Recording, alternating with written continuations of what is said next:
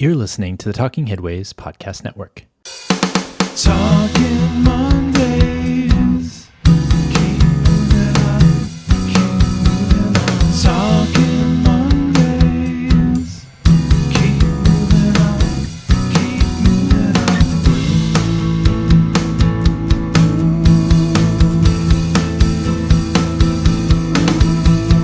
Talking Mondays. Keep moving on. Keep moving on. Happy Monday. This is Mondays at the Overhead Wire, sponsored by our super generous Patreon supporters. I'm Jeff Wood, your host, and joined by Kevin DeGood. That's right. This won't be your typical Mondays, but also not a Talking Headways show either. So Kevin and I had a quick chat on a research paper NC State did on driverless vehicles and intersections that I thought I wanted to share with you all sooner rather than later. And I just wanted to have this be the Labor Day Mondays at the Overhead Wire. So we'll have more news items to share in the next show, including plans for a new California city. We'll definitely talk about that one next time. So stay tuned for that, and I hope everybody gets a chance to listen to this short Mondays at the Overhead Wire for Labor Day that we've put out. You know, if you want any of the stuff that we've got on the website, go to theoverheadwire.com, check out the newsletter, go to the show notes, and you can have links to the bookshop site as well as links to the Cars or Cholesterol merch as well, and the Raymond Unwin stuff too. So check out all that stuff if you go to theoverheadwire.com. And also, thanks everybody for being Patreon supporters. I really appreciate it. It's been awesome the last few months. Folks have been signing up, so really appreciate that. Keep it coming, and we'll keep on producing more episodes of the podcast, more Talking Headways, more Mondays at the Overhead Wire. We really appreciate it. So so this is episode 139. We're live and in session, and I hope that you all enjoy this. Like I said, we won't be doing the news this week, but we'll be back soon with a guest, I promise, because I've already lined them up. So I'm looking forward to that. So here, without further ado, here's Kevin and I's discussion. Kevin DeGood, welcome to Mondays. We wanted to do like a quick kind of overview discussion because this wasn't quite long enough for our Talking Headways, and it wasn't something that we could expand on, endlessly, but I did want to chat about it because I think it is really important. And so recently, North Carolina State, NC State, and NCDOT came up with a paper that you had a Twitter thread. I'm not going to stop calling it Twitter forever. A Twitter thread on, and I want to hear kind of your thoughts on that and what you think and what you found, and kind of initially, what did the paper say? Yeah, absolutely. Glad to be here. Thanks for the conversation. So the paper is called Effects of Connectivity and Automation on Saturation, Headway, and Capacity at Signalized Intersections, which is a mouthful. Wonky. I know it's the absolute pinnacle of wonk. And I should say at the start that I have absolutely no technical background when it comes to this sort of modeling, and have every faith that the conclusions that the authors reached are accurate and sound. But my issue with the paper was more about what it didn't include and what it didn't say. So these researchers, and this is something that there's quite a bit of in the last few years. I mean, Lord only knows how many dozens or even hundreds of papers there are where people, typically in the civil engineering space, are trying to figure out what it's going to do to roadway performance when we start to actually see autonomous vehicles, connected vehicles, or fully connected and autonomous vehicles in meaningful numbers out on the roadway. So there are a number of different software systems out there that let these folks, sort of scientists, tweak different parameters to figure out what happens. And so this paper was an attempt to understand if you have a mixed set of vehicles, meaning you're going to have quite a few cars still driven by people, going to have some connected, some autonomous, and then some connected and autonomous vehicles out there operating at the same time. What does that do to intersection performance? Intersection throughput is maybe another or better way to think about it. And they had two findings. The first one was that having a high percentage of connected and autonomous vehicles present on the roadway does improve the overall intersection performance, does really increase throughput. And that's because when you're able to share at the speed of electrons information to multiple cars, waiting at a red light that the signal has turned, then you get a little bit less delay in terms of vehicles starting to move, and you get more through during the green light cycle. Okay, again, I have no problems with that conclusion. The second one was that autonomous vehicles, and I think folks who follow transportation are aware of this, they're currently programmed to behave, for the most part, in a rather reserved and cautious way, right? You don't want these systems barreling around in our roadways, and they certainly do make mistakes. And we can talk about San Francisco in a minute. But these researchers were assuming, look, autonomous vehicles, for the time being and into the future, are still going to continue to be pretty cautious. And that when you start to get a fairly large number of AVs on the roadways, in and of itself, that can actually degrade system performance a little bit, because when they're interacting with drivers, human drivers, again, they're cautious, and that can actually slow things down a little. Again, I have no problem with that conclusion either. But we have to ask ourselves, what is the value of this kind of research? And I mean that question in two ways. The first one is, it's devoid of any talk of vulnerable road users. It's devoid of any talk of pedestrians or cyclists in any way. And the word user shows up in the paper a few places, but it's very clear in context that they mean other vehicles being driven by people. And so I suppose you can interpret that one of two ways. You can say, well, this is really just looking at the active roadway, and the model is assuming that pedestrians and cyclists and others outside of their vehicles are going to be abiding by the rules and staying on the sidewalk and only using crosswalks and whatever. Sort of everybody's going to follow the rules perfectly. Well, that is in no way what our transportation system looks like or how it operates. And so you've already stepped into sort of a platonic realm where all users are following all the rules. And I don't see that as having much external validity, because it doesn't match up with what the real world is. I mean, I was going to say also, the rules are all wrong anyways. I mean, you've seen a number of places where the crosswalks, the crosswalk light isn't long enough for people to cross in a reasonable amount of time. Especially vulnerable users, older people, people with wheelchairs, et cetera. And so you get that issue too, where, the rules aren't even set up. So if the rules aren't even set up right, and you're trying to follow the rules, like, what's the outcome then? Right. And so then I think the second way that we can look at that is to say, well, you're envisioning some future where there really aren't very many users outside of vehicles. But we know that in order to achieve the kind of efficiency and sustainability that we really need to meet our climate and equity goals, that we have to have a radically different transportation system, and one that has far fewer vehicle trips and far more trips taken by people on foot and on bikes and e-bikes and everything else, scooters, whatever, right? So we know that this is not the world that we live in now, and we know it's certainly not the world that we need to live in going forward. And so again, we have to ask, what is the value of these findings? Why is it that we're pouring resources into this kind of research? And I think part of what it betrays is just how deep the vehicle-based view of the system goes. Because when you take a peek at the paper and you look at the performance measures, like, what is it that they're looking at? What are they measuring when they run this model on this proprietary system? They're looking at saturation, headway, capacity, travel time, delay, and queue length in different lane groups of an intersection.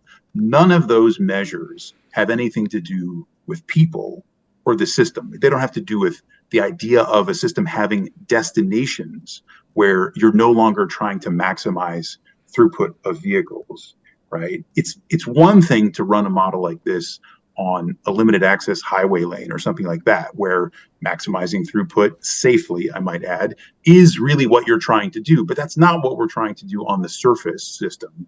And that's certainly not what we're trying to do in denser metropolitan areas, right? So we need folks like this, who are very bright and capable and have good intentions, to be building systems and building models that are the kinds of future that we need to live in.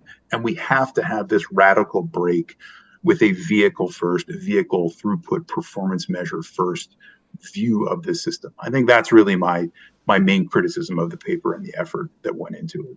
Well, the picture that you sent in the thread basically shows two 4-lane crossing roads, which is I think fairly typical for suburban roads and basically drivable suburban typology that's out there. And so that seems to be what they're thinking of, and it ignores this whole stretch of places, even small towns with local roads, main streets, crossings, downtowns, places where there's a lot of pedestrians, there's a lot of cyclists, and that's frustrating. And it also betrays a little bit this kind of want from the companies that are trying to make AVs work so that they can make a ton of money, it betrays that they see people who are walking and biking as impediments to progress rather than part of the system, as you mentioned. Yes. And so one of the other lines in this paper that jumped out at me was when they were talking about, again, what is a system that has a much higher share of CVs and CAVs on the roadway look like? And they said, well, an advantage of connected autonomous vehicles is they can, quote, adjust their speeds to avoid stopping at the intersection. Now, on the one hand, you can say like, well, sure, we lose a lot of we end up generating a lot of emissions and lose a lot of efficiency because cars are always stopping and starting. But then again, you have to project forward and say, all right, if we have this system of vehicles out there that is algorithmically speeding up and slowing down and changing lanes in between signalized intersections, trying to time it just right so that they don't ever come to a stop. And now imagine you're a pedestrian standing on that curb and the light changes, but you can see the columns of vehicles coming towards you that don't appear to be really reacting as you'd expect.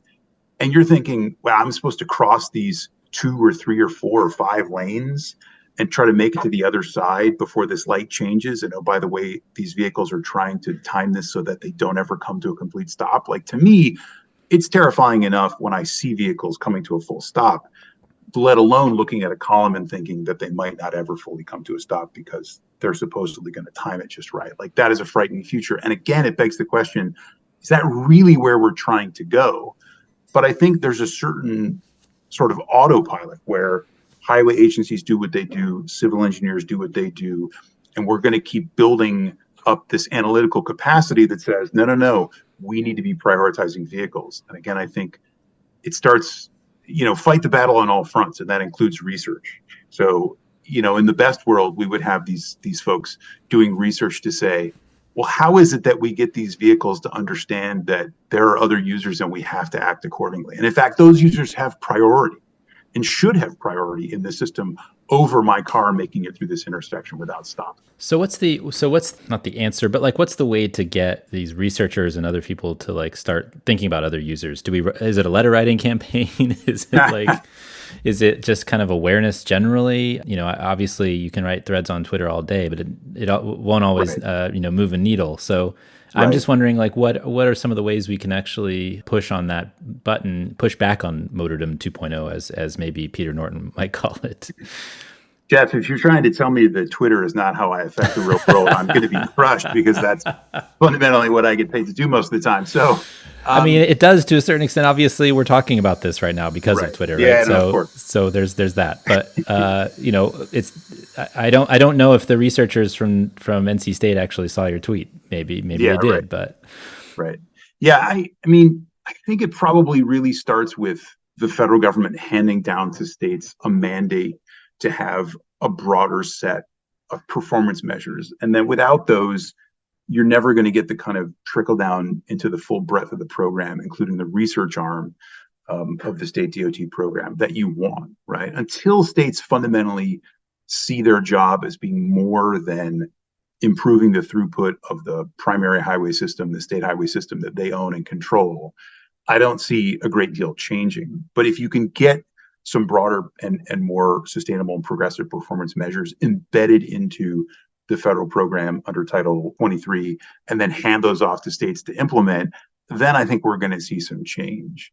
But, let's also remember that researchers have to raise money. They have to be able to fund their labs. And that if you get a change handed down from the federal government to states, the states have to change the way that they're distributing their research budget, then that's going to affect the kinds of projects that the folks at, NC State and other schools like it are going to work on. So I think our best shot is to try to get some change in Washington rather than trying to fight this battle 50 different times in 50 different states.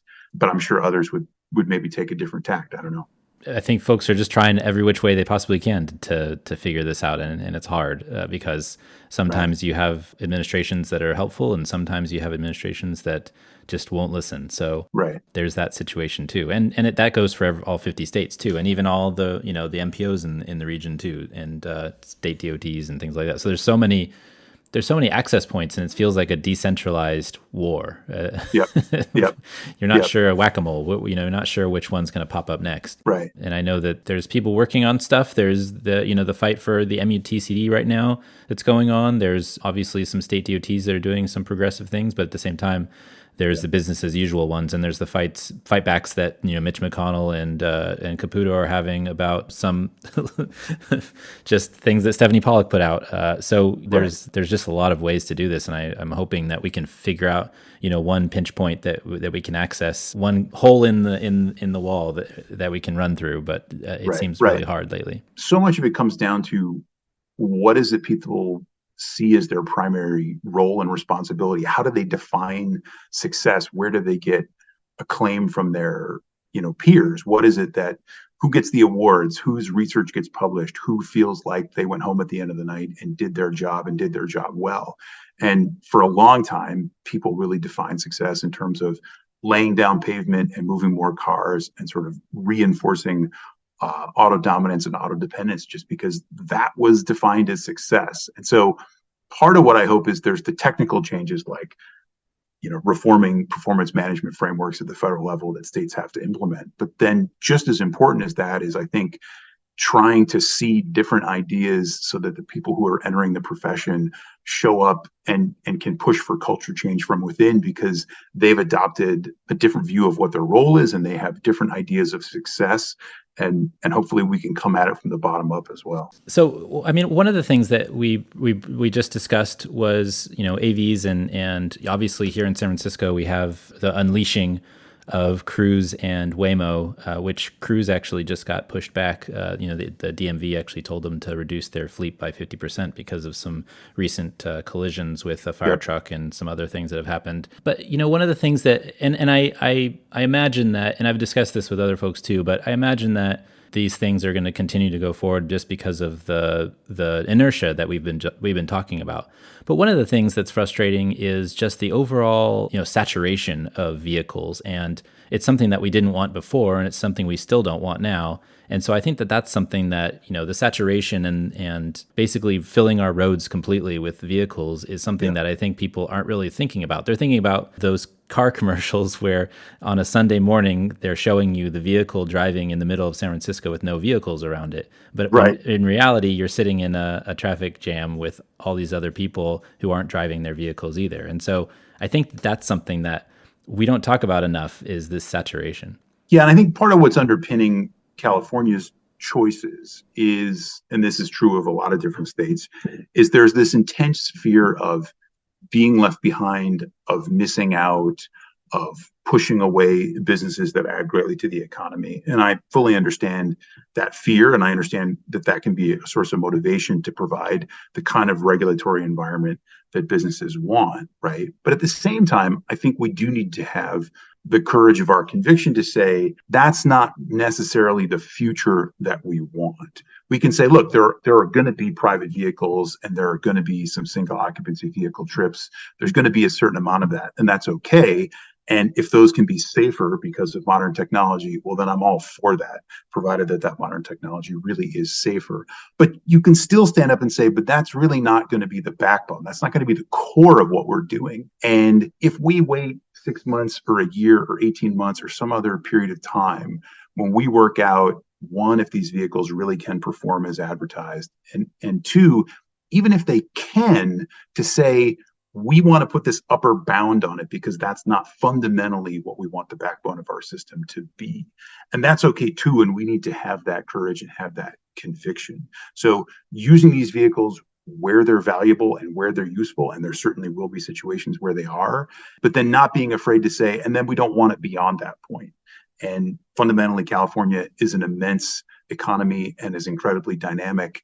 And limiting the number of single occupancy robo-taxi trips isn't going to change that. So I think it's perfectly fine for folks to stand up and say, we don't want our streets filled with cars, whether they're driven by people or driven by robots, because that's just not the direction we want to go. But we do want safety. And so let's get it for all the safety benefits it may bring, but not go any further than that. And the safety thing, I feel like I feel like that's probably true in the long run. but I'm worried about the companies using it as a cudgel for a crowbar actually to get themselves in, when basically, you know, the whole premise of AVs has been getting rid of drivers and making more money, right? Like that's for them as a taxi company type of situation. It's something that I feel like eventually, yes, the safety thing, and we've been talking about this for a long time, is something that I think is really important because, you know, human drivers are bad. Right. And not so slow, right? If you can limit the speeds and things like that. But I don't like that the heads of companies here or the head of Y Combinator or whoever else is like, oh, well, it's all about the safety benefits and we're just trying to make it safer for everybody. And it's like, no, you're trying to make money. Like it's frustrating. Right. Exactly. Yeah. And you mentioned Peter Norton earlier, and I think this is where his historical research has been incredibly valuable, because he shows us that this is a promise, this kind of perfect future vehicle that allows for incredible speed and has perfect safety, is something that has been around for a very long time.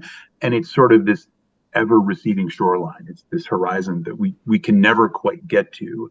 And it feels like we're still in that position now, where the promises and the rhetoric and the kinds of things people spool up when they're on conference stages still really doesn't match up what these vehicles are capable of doing. And we're very likely to get there at some point. I'm not going to say that we aren't. I also wouldn't make a prediction as to when that's going to happen. But again, there's this difference between talking about these vehicles in their imperfect state and then having a theoretical discussion where we say, well, let's assume they actually perform exactly as their developers want them to. What does that future look like? And is that what we want? Right. And I think that conversation has just as much value as saying, well, these vehicles aren't working. Because I think, you know, the comeback from the OEMs and the firms that are developing them is, well, yes, we know there was this crash. Yes, we know that, you know, somebody put an orange cone on it and it stopped in the middle of an intersection. And there's all these things that have been making the news. Don't worry, we're really close to getting this all worked out. And so we don't need to have that policy conversation about what future we're trying to actively choose. And so I try to cut that off by just saying, great, let's take it as a given that they function as the, you know, developers want them to. Now let's talk about what does that system look like. Yeah. Well, I got to let you go. We should come back on it sometime and talk about Texas and I-35 and all that stuff, because I think that you've had a lot of good things to say about it, interesting things. We had Megan Kimball on recently to talk about it, but you may know her work. Yep. Looking back at some of those things that are going on in highway expansion land. But Kevin, you know, thanks for joining us on short notice, and I appreciate your time and all of your efforts at the Center for American Progress. Thanks, Jeff. Appreciate it. So I want to thank Kevin for coming on the show. I appreciate it. We're looking forward to the episode in 2 weeks where we'll discuss a lot of different things I have on the docket in terms of the news. So looking forward to that. Make sure you subscribe to the newsletter. Make sure you check out the merch in the show notes, and make sure that you all keep coming back and listening. We really appreciate it. So you can find me on Twitter at The Overhead Wire or at theoverheadwire.com. You can find me on Mastodon at The Overhead Wire, sfba.social. And again, thanks for joining us. Thanks for our generous patrons for sponsoring this week's podcast. Thank you so much to Kevin for coming and chatting with us about the importance of these topics. We're looking forward to talking with you all soon. So we'll see you next time. Talking